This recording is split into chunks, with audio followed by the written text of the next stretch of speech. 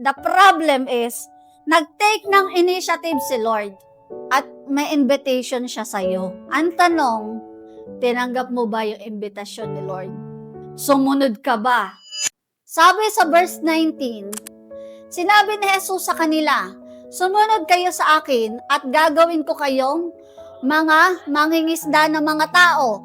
Anong imbitasyon ng Panginoon? Follow me. This is a call to a person, not just a doctrine or set of rules.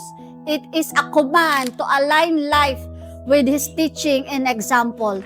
Pag sinabi po kasing follow me, hindi lang ito panibagong aral o turo o doktrina o set of rules, kundi pag sinabing follow me, mamuhay ka, kopyahin mo ang buhay ko. Follow me, sabi ng Panginoon. Pag sinabing follow me, dapat yung buhay natin naka-align kanino? Kay Jesus. It is an invitation of transformation. Align your life to the life of Jesus.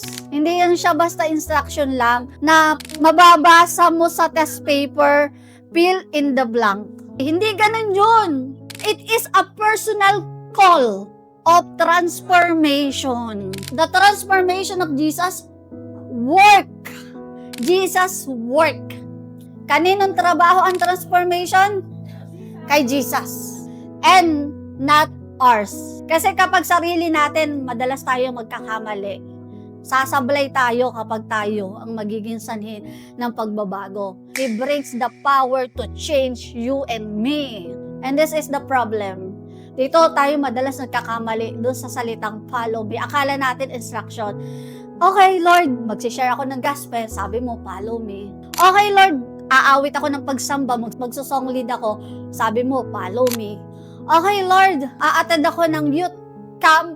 Sabi mo kasi, follow me. Hindi yun, ganun yun. Kasi pag dun tayo nakatingin sa mga programa or madalas ginagawa ng isang relihiyosong tao, walang mangyayaring pagbabago. Kasi hindi ganun ang change. Hindi ganun ang transformation. It happens. Ang transformation doon sa panahon na ikaw lang at si Lord na nakakakita.